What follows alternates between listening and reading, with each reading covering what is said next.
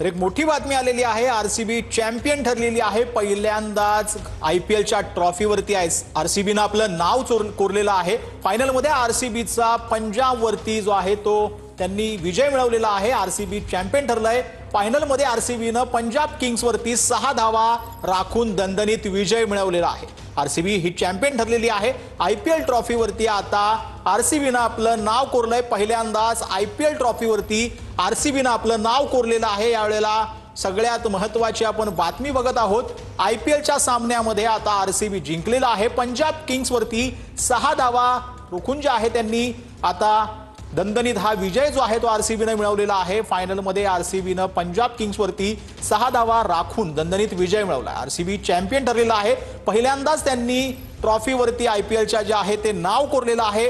IPL हा देशामध्ये सगळ्यात महत्त्वाची स्पर्धा मानली जाते। अनेक चाहते जे आहेत ते आयपीएलच्या मॅचेस बघत असतात आणि अनेक टीम ज्या आहेत त्या प्रत्येकाच्या फेवरेट असतात। त्यामध्येच आता आरसीबीने चॅम्पियन जे आहे ते आरसीबी ठरलेली आहे। पहिल्यांदाच यानं आयपीएलच्या ट्रॉफीवरती आपलं नाव कोरलंय। फायनलमध्ये आरसीबीने पंजाब किंग्स वरती 6 धावा राखून जो आहे तो दणदणीत विजय मिळवल्याचं पाहायला मिळत आहे। आताच्या घडीची ही महत्त्वाची बातमी आपण पाहतो आहोत।